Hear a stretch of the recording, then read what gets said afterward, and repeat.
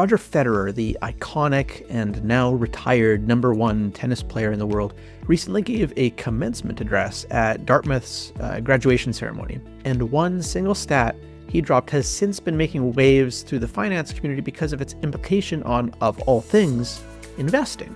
Here are his words, not mine. In tennis, perfection is impossible. In the 1,526 singles matches I played in my career, I won almost 80% of those matches. Wow. Now I have a question for you all. What percentage of the points do you think I won in those matches? Well, only 54%. In other words, even top-ranked tennis players win barely more than half of the points that they play. End scene. This stat is absolutely incredible. He won 80% of the matches that he played, but he only won 54% of the points in those matches. What? The most commanding and dominant player of tennis in this era, and his odds of winning any single point was just 4% better than a flip of a coin. Now we got to park on this for just a few minutes because it's really important that we actually understand what's going on here, because it has massive implications for how you invest, how you behave with your investments, and even how you design a robust retirement plan. So let's dive in.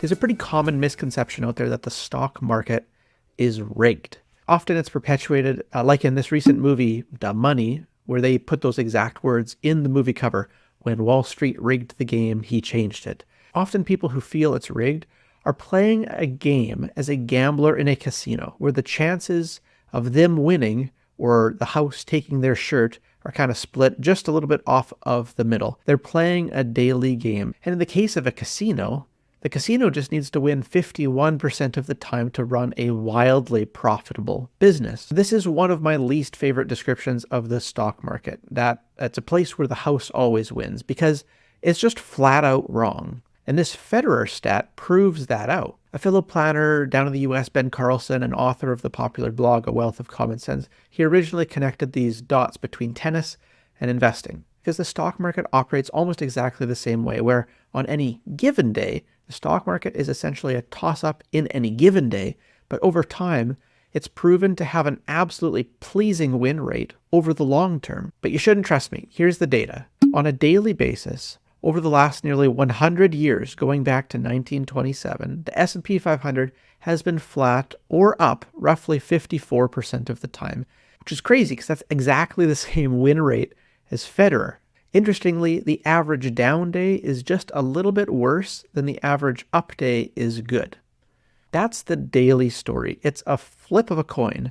And if your job is to try to guess what it will do tomorrow, well, good luck to you, sir. But expand your time horizon ever so slightly to a monthly probability. So what are the odds over any given single month that the S&P 500 is up? And that probability increases to 64%, so up 10% higher. Now, what about if you increase your time horizon a little bit further to 1 year? Well, the odds of the market being up based on rolling 1-year periods from almost 100 years of data got a 79% chance of that happening. Okay, so not bad. Now, what about if you expand your time horizon a little bit further to 2 years? Over 2 years, you've got an 88% chance of seeing a positive outcome, an overall increase in value. And let's go one step further to 5 years, 93%. Expand that all the way out to 12 years, and you've only ever seen positive outcomes holding over a continuous 12-year period, going all the way back to the 1920s. You see, if you continue expanding your timeline, the odds of seeing kind of pleasing outcomes has historically continued to improve. This single tiny advantage compounds over a long time horizon, and it can lead to absolutely mind-boggling things. Now, the skeptic in you would say, okay, come on, Steve, like you're being a cherry picker. You're just picking the data to prove whatever story you want to tell. Nope. Here's the data for Canada based on the TSX going back to 1957, the furthest back that we can go with good data. The odds of a positive return on any monthly period, 63%. Expand that out to a rolling 1-year period, your odds increase to a 72% chance of seeing a positive outcome. Expand that to 2 years, it goes up to 82%. 5 years, 98% probability of seeing a positive outcome. And the comparable 12 years, up to 100%, just like we saw in the US. So the win rate in Canada was actually higher than in the US, though the data didn't admittedly go back as far, but we still have a solid 67 years of data here. Well, maybe you're still skeptical. Let's look at the MSCI, EAFE, the EAFE, the largest companies across 21 developed markets, including Europe, Australia, and the Far East. That index goes back to 1970. Now, the odds of you seeing a positive return over any given month is the exact same as in Canada, 63%, identical. Expand that out to a year, also the exact same, 72%. Like, this is kind of crazy. At 2 years, the odds increase to 83%, a touch higher than Canada, but lower than in the US.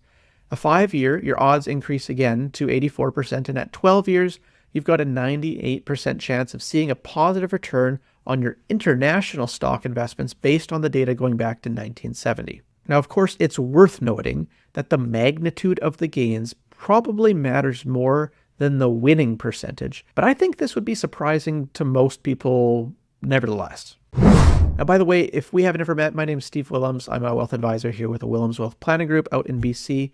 We started this channel to help you plan for your own retirement, helping you think about how to plan and arrange your investments, your income streams, and ideally pay less tax along the way. But why does this matter to you, someone who is preparing for retirement, or maybe you're already in the early stages of it? Well, time is on your side. Think here of who you're actually up against. As an individual investor, you're up against hedge funds, pensions, endowments, institutions, and the teams of committees who run all of these different strategies. All of those people have to report to someone else every single quarter. They have to say kind of what they did, why they did it, if it worked, did it not work, and they have to kind of show their hand, right? Are they playing a daily game, a monthly game, a quarterly game? Short-term performance is the North Star for most of these folks. If you've earned it, you keep your job. If you didn't, you're often on the chopping block, as they say. You are the weakest link.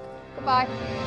But as an individual investor, you can actually choose to play a different game. See, making money isn't easy.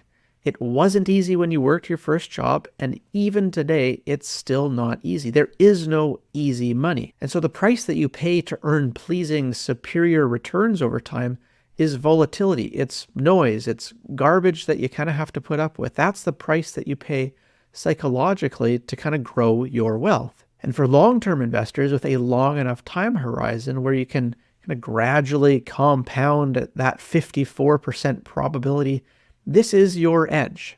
Time and the ability to think long-term is absolutely your edge. So as you design your retirement plan, you'll want to ensure that your investment assets are arranged in such a way to take advantage of these probabilities. These things can all be true, but if your portfolio isn't positioned to actually take advantage of them, then you're going to be missing out on capturing that incremental edge. So a key step here comes in knowing the difference between kind of a good bet and a wise decision. I've cited a pile of evidence here to support this view. That's our job, at least as we see it, is to kind of look at all the stuff out there and kind of determine what actually constitutes kind of good evidence. What's fluff and what's the real stuff? And then to invest on the basis of wherever that evidence leads us. Because ultimately, you want to position yourself to be the house, not the gambler.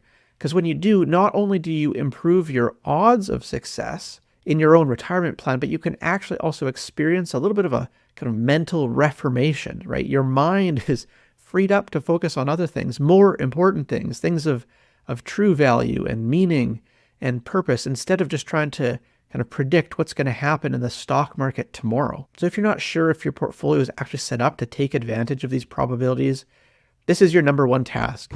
Every week we set aside kind of some office hours to provide some feedback for folks here in our YouTube community. If you'd like to take advantage of that offer, I'll put a link in the description below so we can make that happen. I hope that was helpful. If it was, hit that like button and just make sure that you're subscribed to make sure you're not missing out on any other videos that we got coming in the next couple weeks.